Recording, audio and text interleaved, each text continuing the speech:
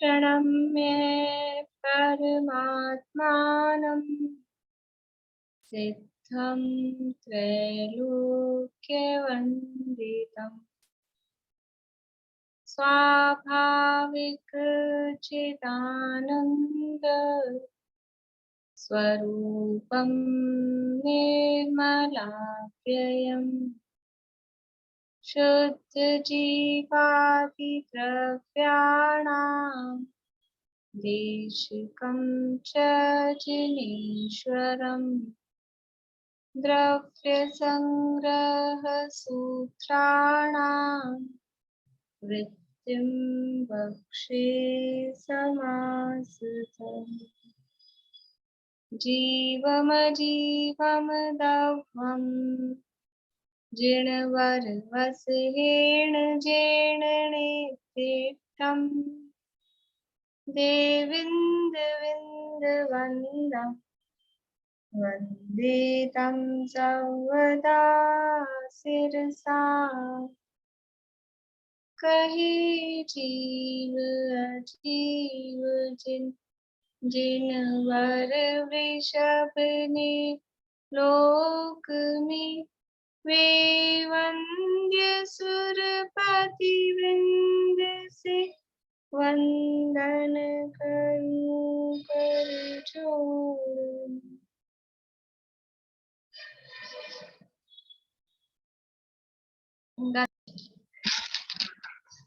बृहद्रव्य संग्रह नामक ये ग्रंथ है और इसके 3 अधिकार हैं।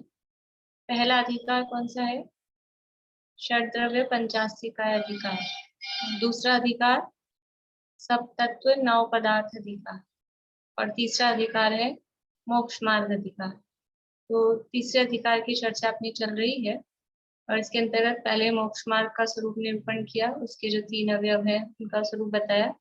उसके बाद में अब ध्यान की प्रेरणा यहाँ पर दे रहे हैं, ध्यान का स्वरूप भी बता रहे हैं, किस तरह से ध्यान करना चाहिए, क्यों कर रहे हैं, क्योंकि वो जो मोक्ष मार्ग है वो ध्यान में ही प्राप्त होता है, इसलिए अब यहाँ ध्यान करने की प्रेरणा दी जा रही है। 48वीं गाथा के माध्यम से हमारी चर्चा चल रही है।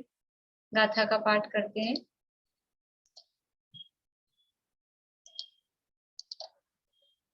मामुच्छः मारज्यः माधुसः इत्थनेत्थर्थेषु स्थिरमिच्छहि जय चित्तम् विचित्तझाणपसेथिये।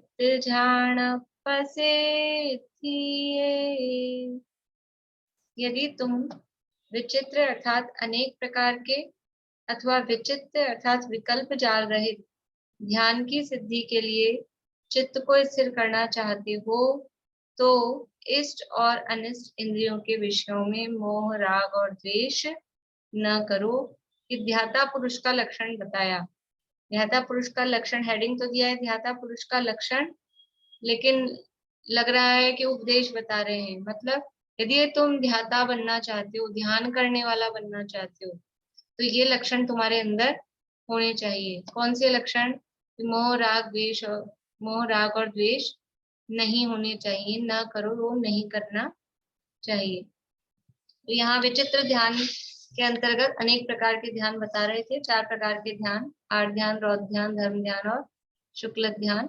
उसके अंतर्गत धर्म ध्यान की चर्चा अपनी चल रही है। धर्म ध्यान अर्थात धर्म सहित जो ध्यान होता है उसको धर्म ध्यान कहते हैं।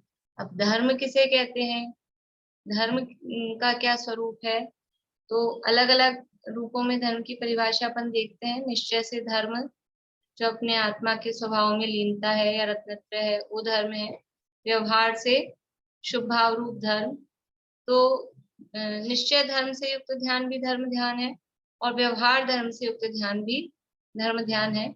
यहाँ व्यवहार धर्म ध्यान की मुख्यता से कथन किए गए हैं और उस धर्म ध्यान के कितने भेद किए हैं, धर्म ध्यान के भी कितने भेद किए गए हैं, बोलिए सरोज भाभी, कौन कौन से 4 हैं? 4 भेद किए गए हैं। आज्ञा विचय विपाक और विपाक विचय और अपाय विचय और संस्थान विचय। आज्ञा विचय, अपाय विचय, विपाक विचय और संस्थान विचय, ये 4 प्रकार के धर्म ध्यान है। इसके अंतर्गत संस्थान विषय धर्म ध्यान में 4 भेद उसके किए, अथवा अलग से धर्म ध्यान के 4 भेद। कौन से 4 भेद किए अलग से? बोलिए चमेली आंटी।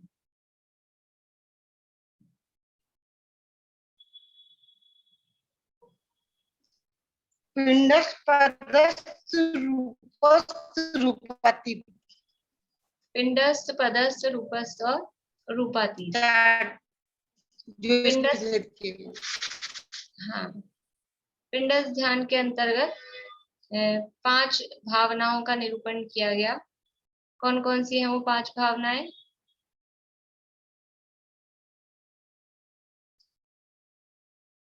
बोलिए रेणु जी। पृथ्वी धारणा, अग्नि धारणा, वायु धारणा, वारुणी धारणा और तत्व रूपातीत धारणा, ऐसी कुछ है। तत्व रूपवती धारणा। तत्व रूपवती धारणा। ठीक है। जिस धारणा के अंतर्गत यानी कि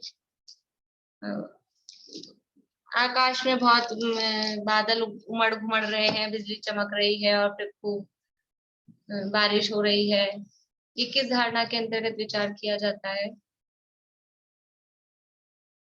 बोलिए रजनी जी। वारुणी धारणा। हाँ, वारुणी धारणा अथवा जल धारणा भी कह सकते हैं, वारुणी धारणा। ठीक। एक नाभि स्थान में 16 पंखुड़ी का कमल और हृदय स्थान में 8 पंखुड़ी का उल्टा कमल, और फिर वो धुआं निकलती है, वो कौन सी धारणा होती है? बोलिए कांता आंटी। पृथ्वी धारणा। पृथ्वी धारणा, जिसमें धुआं निकलती है।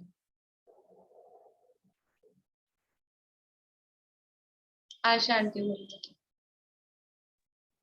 अग्नि धारणा। अग्नि धारणा, धुआं का रिलेशन अग्नि से है, वो अग्नि धारणा है। पृथ्वी धारणा में क्या चिंतन किया जाता है? पृथ्वी धारणा में क्या चिंतन किया जाता है? सुलोचना भाभी। पृथ्वी धारणा में ये चिंतन किया जाता है कि मध्यलोक के समान एक समुद्र है, उसके बीच में 1000 योजन का कमल है, 1000 योजन का नहीं, जम्बूद्वीप के बराबर, और 1000 पंखुड़ी वाला कमल है। 1 लाख योजन का, 1 लाख योजन का, हाँ 1000 पंखुड़ी वाला कमल है, और उसके ऊपर स्फटिकमणि का सिंहासन है, उसपे मैं मतलब आत्मा जनकर विराजमान हूँ, इस तरह से वहाँ पे। ठीक है, आपकी आवाज थोड़ी डिस्टर्ब आ रही है।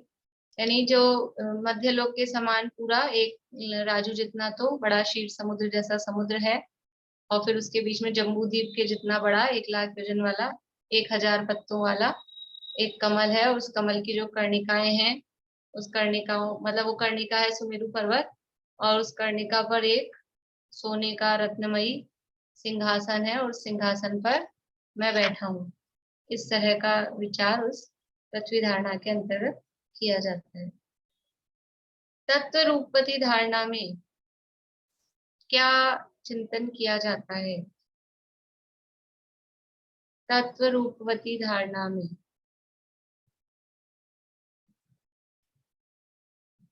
पूर्णिमान की बोलिए। इसमें तत्व संबंधी चिंतन होगा कि मैं जीव तत्व हूँ, मुझ में ज्ञान दर्शन आदि अनेक गुण भरे हैं, मुझ में पर द्रव्यों का प्रवेश नहीं है, मैं एक अखंड हूँ, अनादि अनंत हूँ, ये सब चिंतन इसमें तत्व रूपवती धारणा। हाँ, और फिर ये भी है कि मैं उस सिंहासन पे बैठा हूँ तो सारे देवता गण आकर मेरी पूजा कर रहे हैं, मतलब अपने को अरहंत समान उसमें परिकल्पित किया है, क्योंकि वो सब कर्म वर्म। ये तो नहीं आया पढ़ने में कि उसको सब देवता लोग आकर पूजन कर रहे हैं, तो स्वरूप में समझ आएगा ना, तत्वों का चिंतन करते करते मैं कैसा हूँ करके। नहीं, फिर उसमें ऐसा दिया है, इसमें देखिए पता इसमें है क्या रत्नकंठ प्रचार में? अच्छा, आपका पढ़ना का बाकी है अभी? ये रह गया कि अपना तत्व रूपवती हाँ, ये धारणा नहीं पढ़ा, नहीं? नहीं ये नहीं पढ़ा अभी। चलिए तो इससे पढ़ लेते हैं। ठीक।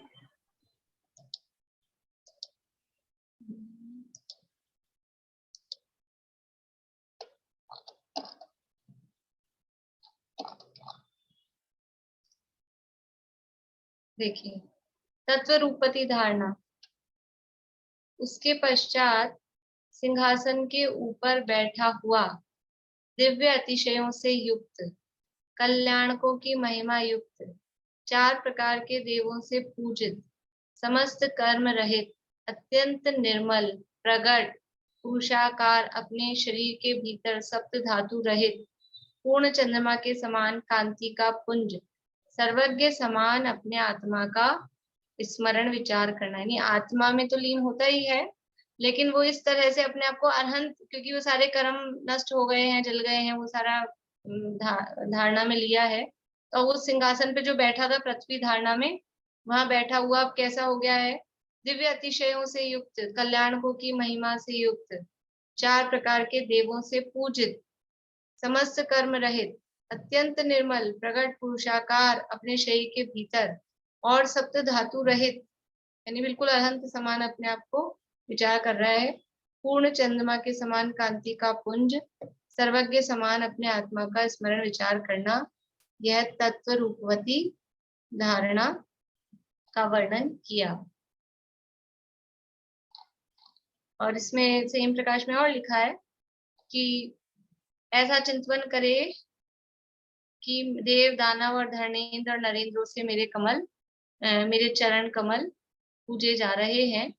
अपने शरीर में 8 कर्म स्फुरायमान प्रगट अतिशय युक्त, 8 कर्म रहित स्फुरायमान प्रगट अतिशय युक्त निर्मल पुरुषाकार अपनी आत्मा का चिंतन करे, इसे तत्व रूपवती धारणा कहते हैं। मतलब वो अपने आत्मा का चिंतन करना है, लेकिन सर्वज्ञ समान अपने आत्मा का चिंतन करना है। तो जिस तरह से सर्वज्ञ भगवान देवों द्वारा पूजित हैं, अतिशयों से युक्त हैं, निर्मल हैं, कर्मों से रहित हैं, कल्याणकों द्वारा पूजित हैं, ये सारे जो अरहंत भगवान अतिशयों से सहित हैं, ये उनकी महिमा है। वैसा ही अब मैं हो गया हूँ, उस तरह का मैं शुद्धात्मा हूँ, ऐसा विचार करना। वो तत्व रूपवती, तत्वों के रूप को अपने में धारण करके उस तरह से उसका विचार करना, वो तत्व रूपवती धारणा है। इस प्रकार से ये पिंडस्थ ध्यान, पिंडस्थ ध्यान में शरीर में स्थित अपनी आत्मा का ध्यान करना है, और वो शरीर में स्थित अपने आत्मा का ध्यान के लिए ये 5 प्रकार की धारणाएं उसके अंतर्गत बताई गई है। अब दूसरा ध्यान है पदस्थ ध्यान।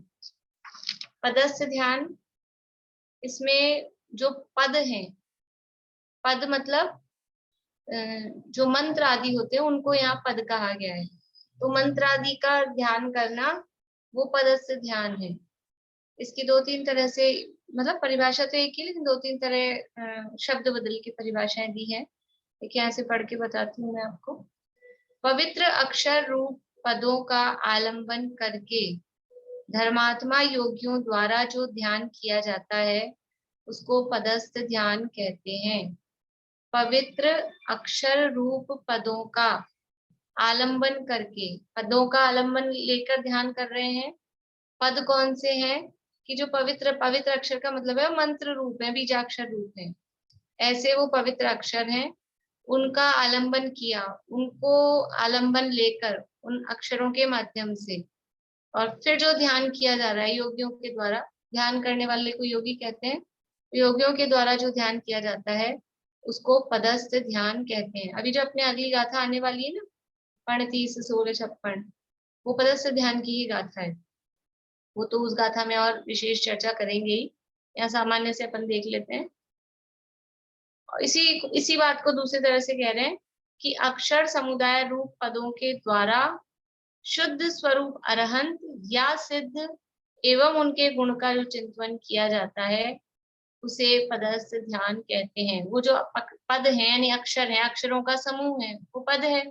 उस अक्षर रूप समुदाय रूप पदों के द्वारा, ये मैं बोल रही हूँ संयम प्रकाश में, पेज नंबर 631 पे है, अगर आप लोगों के पास संयम प्रकाश हो तो वहां से देख सकते हैं। 631 नंबर पेज है संयम प्रकाश में। अक्षर समुदाय रूप पदों द्वारा शुद्ध स्वरूप अरहंत या सिद्ध, शुद्ध स्वरूप अरहंत या सिद्ध एवं उनके गुणों का चिंतन, मतलब अक्षरों के माध्यम से, जैसे अभी आगे आएगा इसमें उदाहरण, और वो गाथा में भी आगे देंगे 35, 16, 56 की नमो अरहंताणम, ये अक्षरों का समुदाय है। लेकिन उसके माध्यम से वो जो अरहंत हैं या नमो सिद्धानम, तो वो सिद्ध हैं। तो नमो अरहंताणम में वो शब्द अक्षर तो बोल रहे हैं हम, वो मंत्र बोल रहे हैं, लेकिन उसके माध्यम से ध्यान किसका करना है? वो अरहंत भगवान का। ऐसा अक्षर समुदाय रूप पदों के द्वारा शुद्ध स्वरूप अरहंत या सिद्ध एवं उनके गुणों का जो चिंतन किया जाता है उसे पदस्थ ध्यान कहते हैं। वो उन पदों में, उन मंत्रों में जिसको कहा गया है उसका ध्यान करना। ओम, तो ओम ओम की जाप दे रहे हैं तो उसमें क्या विचार करना है, किसका ध्यान करते हैं? पंच परमेष्ठियों के स्वरूप का। ओम में पंच परमेष्ठी गर्भित है, तो पंच परमेष्ठियों का जो विचार किया जाता है वो सब पदस्थ ध्यान।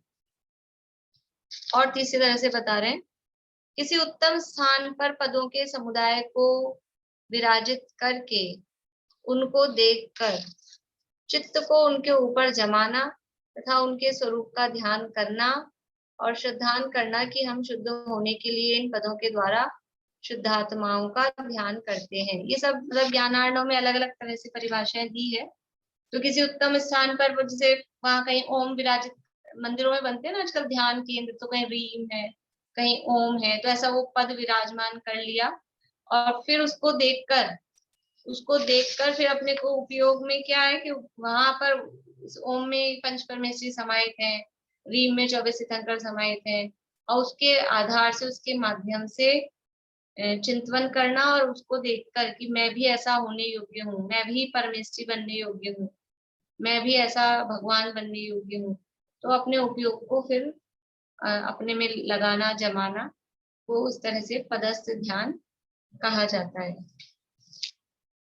एक और परिभाषा यहाँ दी है पदस्थ ध्यान की।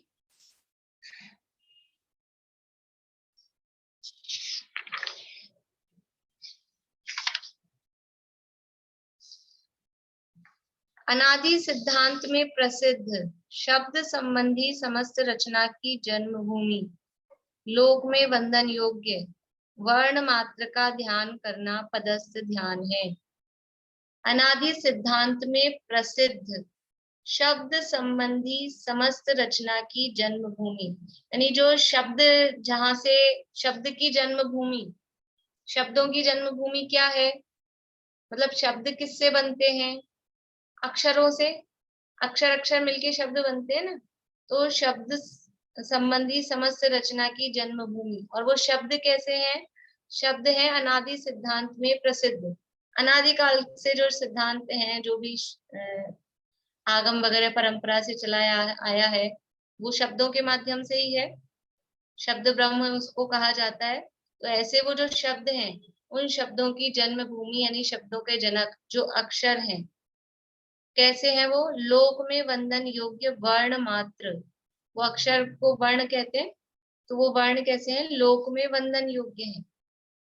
फिर से बोलती हूँ, अनादि सिद्धांत में प्रसिद्ध शब्द संबंधी समस्त रचना की जन्मभूमि, कौन है जन्मभूमि? लोक में वंदन योग्य वर्ण मात्र। जो शब्दों की जन्मभूमि है वो वर्ण, वर्ण वर्ण मिलके शब्द बनते हैं। अपन अक्षर बोल रहे हैं, उसको वर्ण भी कहा जाता है, वर्णमाला। तो वो जो वर्ण मात्र है, वो वर्ण कैसे हैं? 3 लोक में वंदन योग्य हैं। तो वो अक्षर भी पूज्य होते हैं। यानी अपन जिनवाणी पे तो, किसी कागज पे, जिनवाणी के पुस्तकों पे, जिनवाणी पे, ग्रंथ पे तो पैर वैर लगाने का काम ही नहीं है। लेकिन जो स्कूल की बुक्स होती हैं, जो न्यूज़पेपर होते हैं, उन पे भी सब पे वो अक्षर लिखे हुए हैं, वर्ण लिखे हुए हैं। वो सब, वो कोई भी विराधना करने योग्य नहीं है। उनकी मतलब विराधना से वो ज्ञानावरण के आश्रय का कारण बनता है, क्योंकि वो लोक में जो अक्षर मात्र है ना, शब्द को ब्रह्म कहा है, वो जो भी अक्षर मात्र है वो दिव्य ध्वनि, भगवान की वाणी, दिव्य ध्वनि के का अंश उसको कहा जाता है। शुद्ध ज्ञान का अंश है अक्षर। इसलिए कभी भी मतलब अपन लोग ले लेते हैं ऐसे न्यूज़पेपर को रफ यूज में, और भी इस तरह से स्कूल की कॉपी किताबें होती है उनको कुछ नहीं समझते, वैसी विनय नहीं करते हैं जैसे जिनवाणी की विनय आती है। ऐसे स्कूल की कॉपी किताबों की कहाँ करते हैं? कहीं भी रखते हैं, कहीं भी बैठते हैं, गद्दे भी रख दिया, कैसे भी रख दिया, नीचे भी रखा है, सब ऐसा चलता है।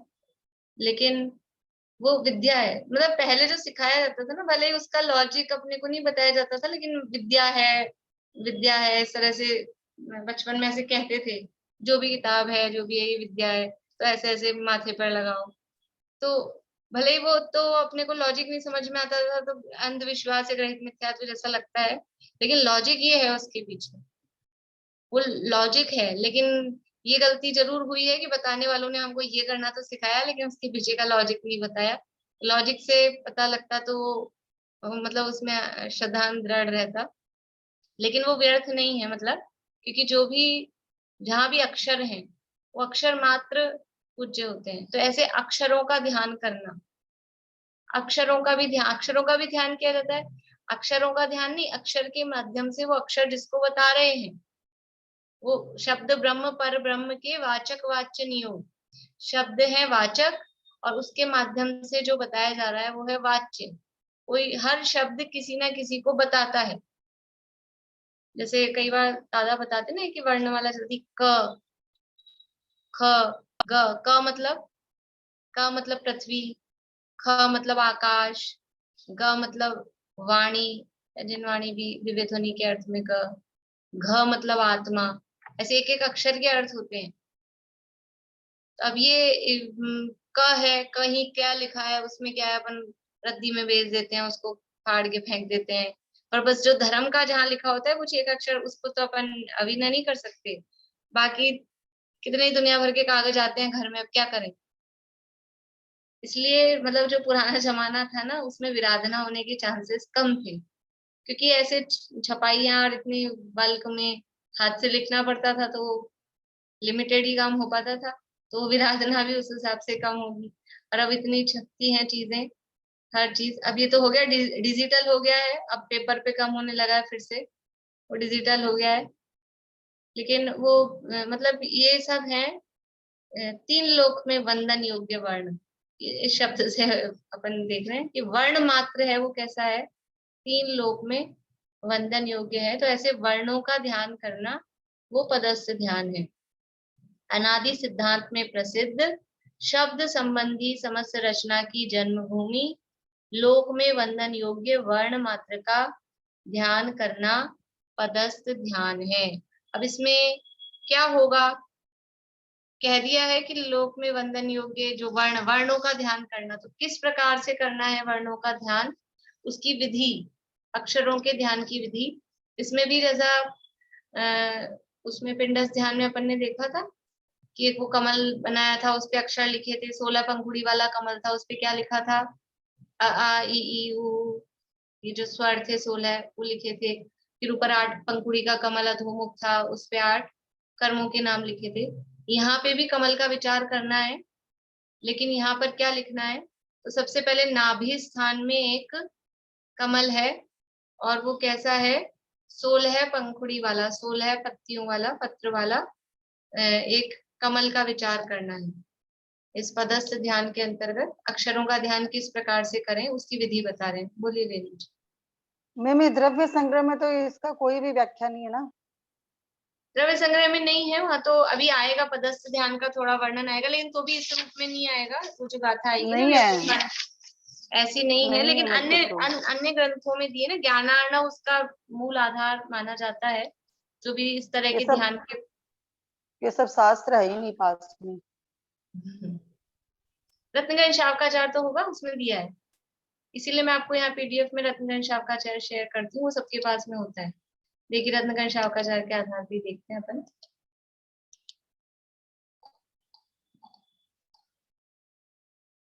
देखिए अब पदस्थ ध्यान के स्वरूप का वर्णन करते हैं।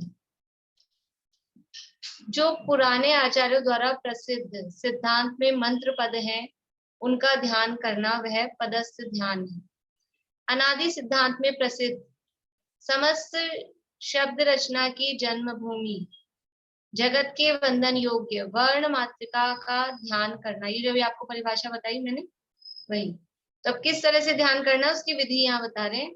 नाभि में एक 16 पंखुड़ियों वाले कमल का विचार करो। नाभि स्थान पे कमल है 16 पंखुड़ियों वाला, और उसकी प्रत्येक पंखुड़ी पर, प्रत्येक पत्ते पर 16 स्वरों की पंक्ति भ्रमण करती हुई विचार करें, मतलब ऐसे वो घूम रहा है और 16 स्वर उस पे लिखे हुए हैं, एक एक पत्ती पर एक एक स्वर, अ आ ई उ ऊ री री री री ए ऐ ओ औ अंग और अह, ऐसे इन 16 स्वरों की पंक्तियां का विचार उसमें करना। ये नाभि स्थान पर है। फिर हृदय स्थान पर 24 पंखुड़ियों वाले कमल का विचार करना। नाभि स्थान पर 16 पंखुड़ियों वाले कमल का, हृदय स्थान पर 24 पंखुड़ियों वाले कमल का विचार करना, और उसकी जो कर्णिका है उसको और गिन लेंगे तो 25 स्थान हो गए। तो 25 स्थानों में 5 वर्ग के 25 अक्षर। अब इसके लिए क्या है कि अपने को क्या बोलते हैं, केजी प्रेप, उसका थोड़ा सा ज्ञान होना चाहिए, नर्सरी केजी प्रेप की वर्णमाला आनी चाहिए, और ये स्वर और व्यंजन जो है उन सब का अपने को थोड़ा ज्ञान होना चाहिए, तो जल्दी से समझ में आ जाएगा, या मतलब नहीं तो ठीक है पढ़ लेते हैं।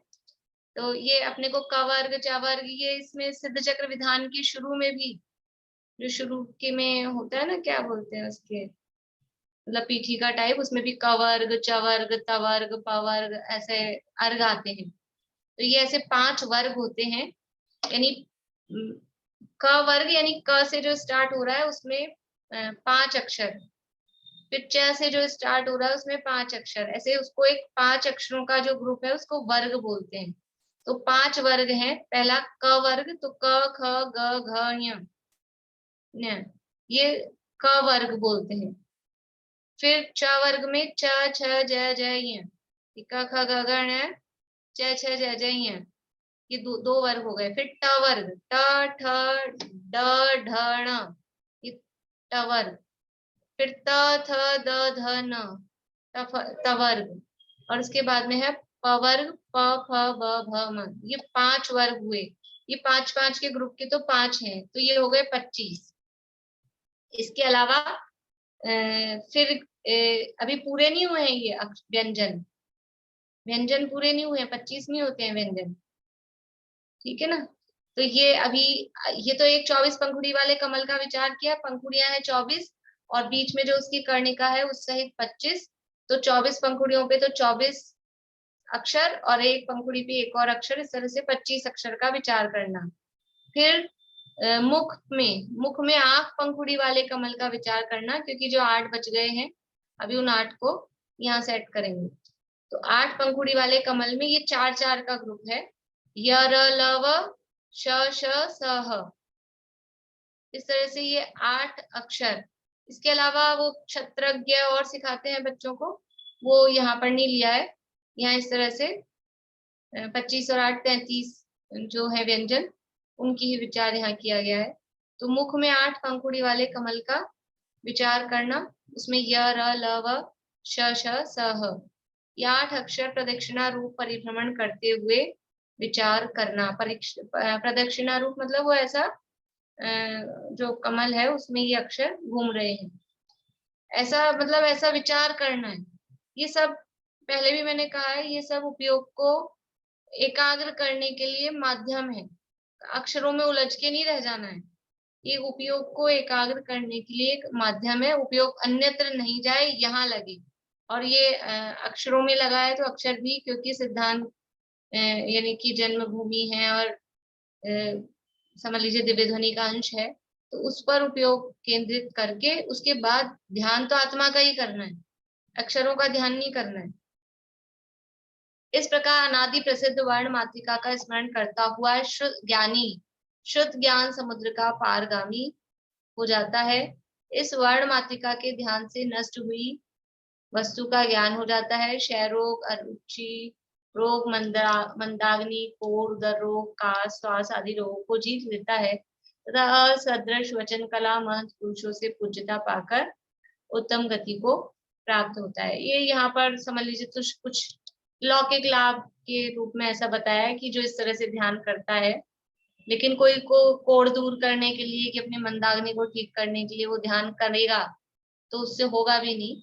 ये तो उपयोग को एकाग्र करने के लिए, तो कंसंट्रेशन है वो शारीरिक रूप से भी स्वास्थ्य को लाभप्रद होता है, आध्यात्मिक रूप से तो है ही ध्यान एकाग्रता, और असली उसका प्रयोजन आध्यात्मिक ही होना चाहिए। लेकिन जब ये आध्यात्मिक रूप से ध्यान हम करते हैं, एकाग्रता करते हैं आत्मा के लक्ष्य से, तो अपने आप ही वो शारीरिक स्वास्थ्य लाभ भी अपने आप ही होता है। इसीलिए अपने जो मुनिराज होते हैं, वीतरागी मुनिराज, सामान्य मतलब मुख्यतः से समझना, तो वीतरागी मुनिराज होते हैं वो इस तरह से अनेक प्रकार से आत्मा का ध्यान करते हैं। और ये जो आत्मा का ध्यान करते हैं तो वो एकाग्रता उसमें बनती है, और उस एकाग्रता के कारण ये मतलब जो अन्य बीमारियां, कुछ भी रोग वगैरह हैं, या तो हो ही नहीं पाते हैं, और हो गए हों तो भी वो इस प्रोसेस से अपने आप ही ठीक होते हैं। श्वास के भी प्रोसेस वो चला के श्वास का ध्यान नहीं देते हैं, लेकिन ये जो मंत्रों के जाप होते हैं उसमें श्वास का भी प्रोसेस होता है कि नमोकार मंत्र बोलना है तो कब वो श्वास अंदर आई है, कब मतलब उच्छ्वास है, कभी निश्वास है, उस आधार पे वो 3 श्वासोच्छ्वास में नमोकार मंत्र बोलने की ये सारी पद्धति होती है।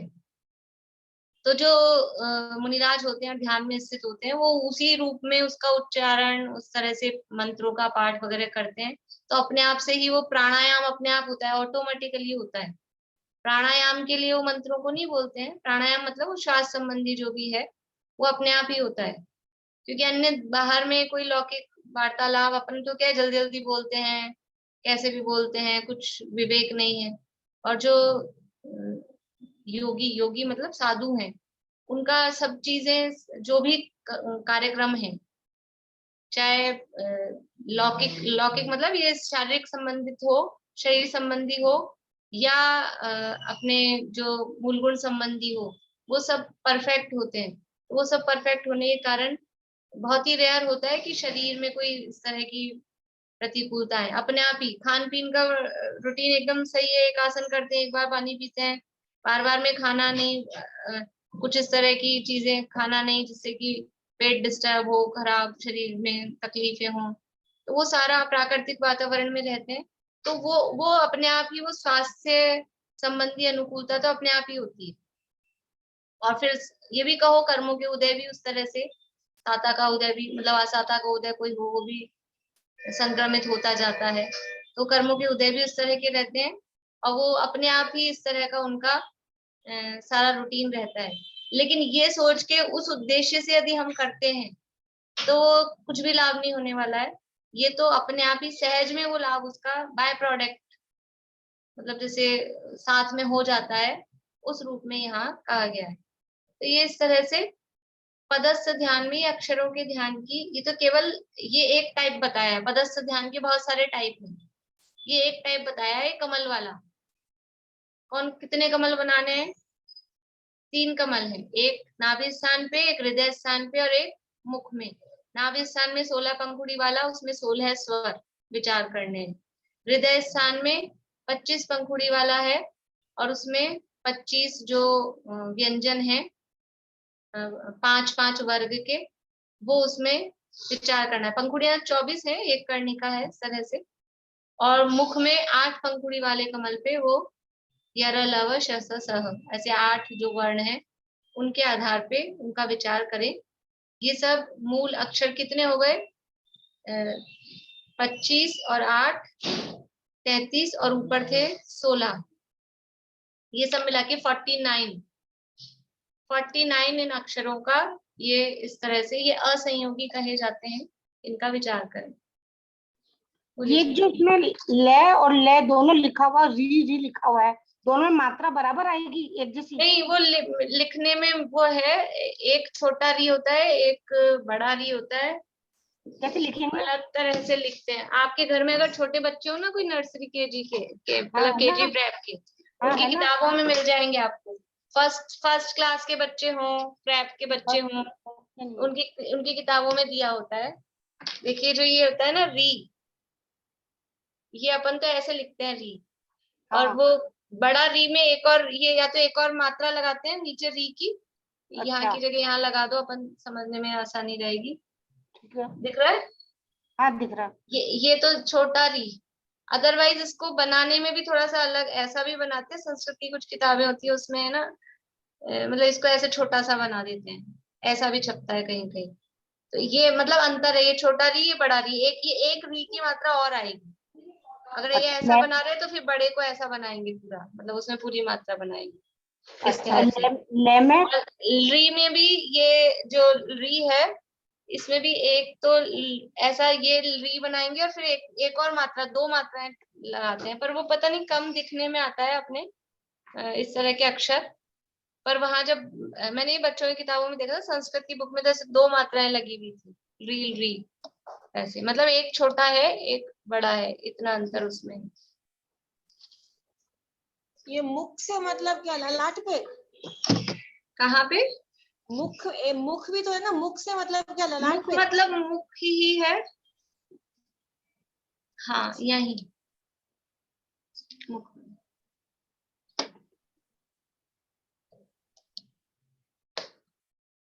देखिए इसी तरह से एक और जैसे अरहम, अरहम, अरहम में तो अ भी होता है, एक खाली हम। अब उसको प्रोनाउंस कैसे करेंगे? वो कल उसमें भी था, जो वो धुआं निकल रही थी ना सर, रेफ, ये हम, इस तरह का भी एक बीजाक्षर रीम बनता है, उसके बाद में ये केवल हम है, ठीक है। अरहम जैसा ही है, समझ लीजिए, र आ रहा है ना, वो रे पहले प्रोनाउंस, रम, रम ऐसा करके इसको बोल सकते हैं, रम है ना, रम बोलेंगे इसको। तो ये इसका भी ध्यान किया जाता है इसमें, जो भी बीजाक्षर है ना, बीजाक्षर समझ में आते हैं, जो मंत्र वाले होते हैं, ओम, रीम, क्लीम, श्री, ये रम, ये सब बीजाक्षर कहलाते हैं। और इनका ध्यान किया जाता है। इनमें बीजाक्षर मतलब है ये इतने से हैं, लेकिन इनमें कुछ कुछ गर्भित है, जैसे ओम में पंचपरमेष्ठी है, रीम में 24 तीर्थंकर हैं, ऐसे ये रम में भी 24 तीर्थंकर गर्भित कहे जाते हैं। तो इसके माध्यम से 24 तीर्थंकरों का स्मरण करना, यानी 24 अलग अलग नहीं कह रहे, इतना सा बीजाक्षर, इसलिए इसको बोला बीज। बीज का मतलब है इतनी सी एक छोटे से कण के कणिका के माध्यम से इतना बड़ा वृक्ष पैदा हो जाता है, वैसे इतने से एक अक्षर से 24 को ध्यान कर रहे हैं। बोलिए बोलिए। हरम बोलेगा, हा पहले आएगा, रा बाद में आएगा, हरम।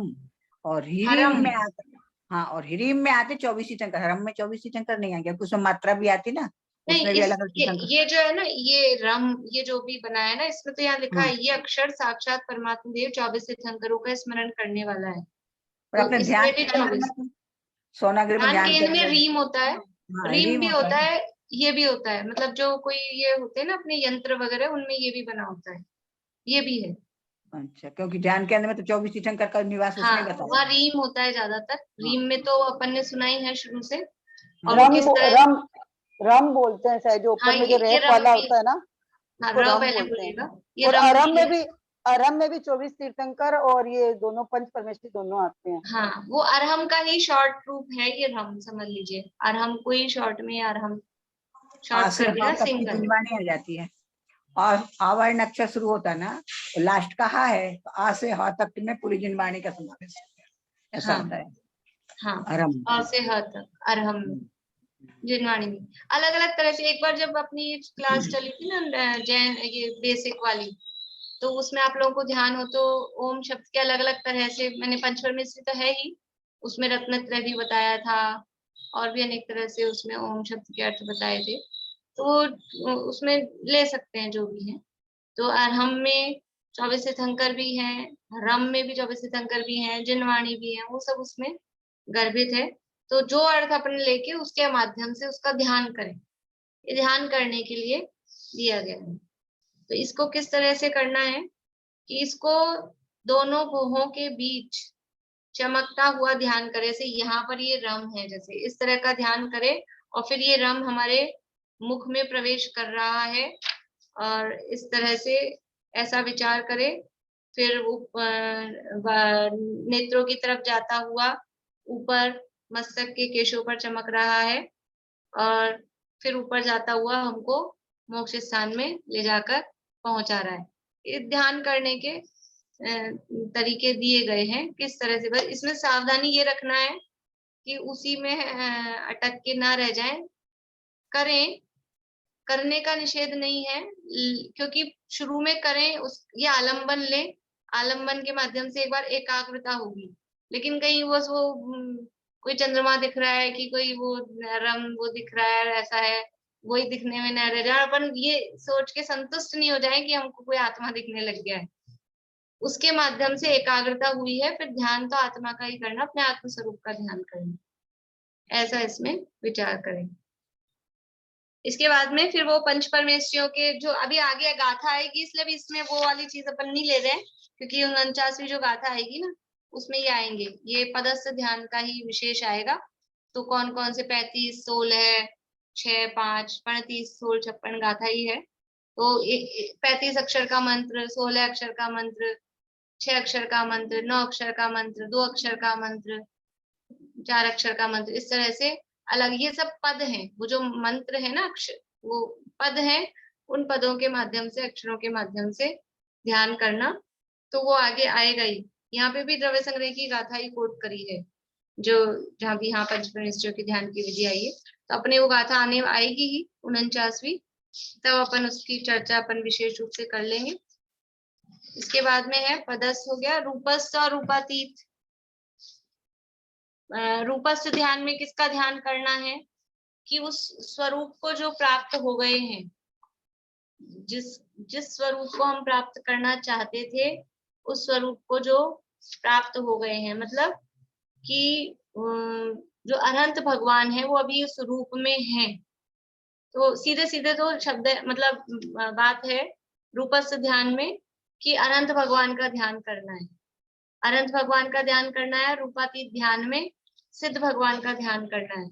तो वो अनंत भगवान का किस रूप में ध्यान करना है, तो समाव शरण में विराजमान, जो 4 निकाय के देवों से पूजित हैं, 100 इंद्रों से पूजित हैं, ऐसे सर्वज्ञ परमात्मा अनंत भगवान का विचार करना, उनके स्वरूप का विचार करना, उनका चिंतन करना, वो रूपस्थ ध्यान कहा जाता है। तो जब भी रूपस्थ ध्यान की चर्चा जहाँ आती है तो वो समाव, इसमें मतलब मेन बात क्या है, समाव शरण में विराजमान अनंत परमात्मा के स्वरूप का विचार करना। तो वो समाव शरण कैसा है, तो रत्नगण शावकाचार्य में भी डिटेल में समाव शरण का वर्णन दिया है, वो इस रूपस्थ ध्यान के अंतर्गत कि फिर समाव शरण कैसा है, तो डिटेल में समाव शरण का वर्णन दिया है। और यहाँ संयम प्रकाश में भी जब ये रूपस्थ ध्यान की चर्चा है तो समाव शरण का वर्णन डिटेल में दिया है। अपना समाव शरण का वर्णन चल चुका है अलग से ही, तो जिन लोगों ने नहीं सुना हो वो उसको सुन ले या रत्नगण शावकाचार्य में से पढ़ ले। ये समाव शरण कैसा होता है, और ऐसे उस समाव शरण में विराजमान, कैसे महिमा युक्त, अतिशयों से युक्त, अष्ट प्रातिहार्यों से सहित, देवों द्वारा पूजित। तो किस तरह से सब देव शत इंद्र नमत कर शीश धार, 100 इंद्र वहां भगवान के समाव शरण में उनके चरणों में बैठे हैं, उनको वंदना कर रहे हैं, और कैसे अनंत परमात्मा है, कितना अद्भुत वो समाव शरण है, और फिर कैसी वो गंधकुटी है, और भगवान कहाँ विराजमान है गंधकुटी में, 3 कटनियों के ऊपर जाकर, और सिंहासन से भी 4 अंगुल, कमल से भी 4 अंगुल ऊपर जाकर, परमोदारिक एकदम, जैसे आदिनाथ भगवान का विचार करें तो आदिनाथ भगवान के शरीर का वर्ण कैसा था, सोने के समान, सोने के समान था ना। तो ऐसा कोई सोने के समान चमक, मतलब इस तरह का, अभी हम देवलाली गए थे तो वहां शांतिनाथ भगवान है, अष्ट धातु की अच्छी मतलब बड़ी है प्रतिमा, तो वो बिल्कुल ऐसा लगता है जैसे समाव शरण में वो तो है शांतिनाथ भगवान। नहीं तो वो जो भक्तामर में जो काव्य आते हैं ना, उस तरह का वहां तो ऐसे साक्षात शांतिनाथ भगवान का भी वही रंग वर्ण था शरीर का, वो समाव शरण में ऐसे विराजमान है बिल्कुल।